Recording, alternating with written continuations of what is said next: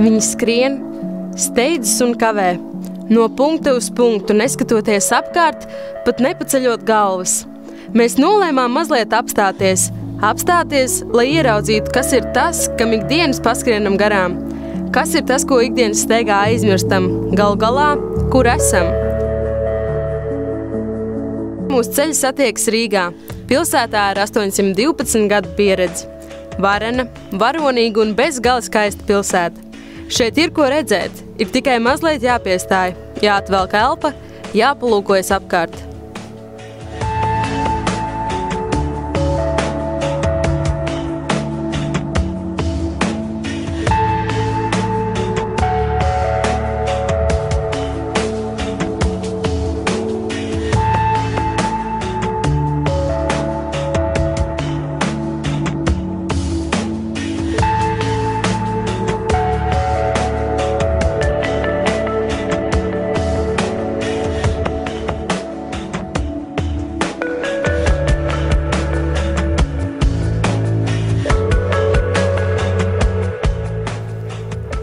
Katru dienu mans ceļš ved garām Trokšņu ielai.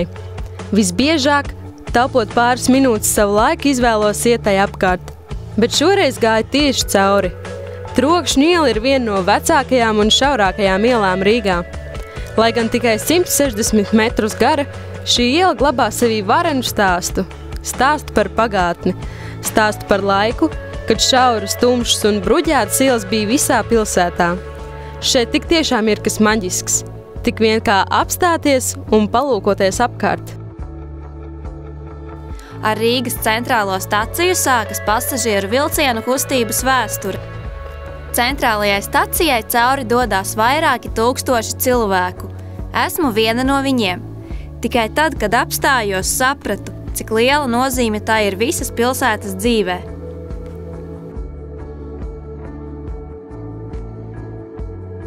Raiņa bulvārs 19, Latvijas Universitātes galvenā ēka.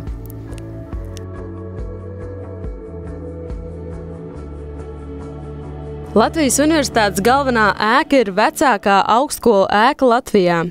Tas ir valsts nozīmes arhitektūras piemineklis, kuras tēls daudzu apziņā nenoliedzami ir kļuvis par simbolu jēdzienam augstākā izglītība.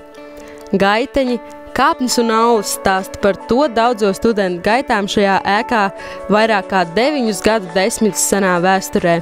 Jā, šogad Latvijas Universitātes galvenā ēka svin jau 96. dzimšanas dienu.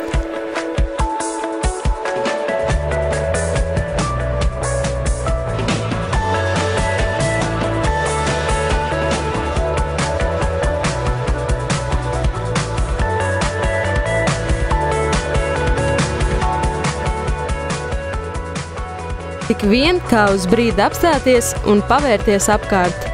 Mana novērošanas kultūra.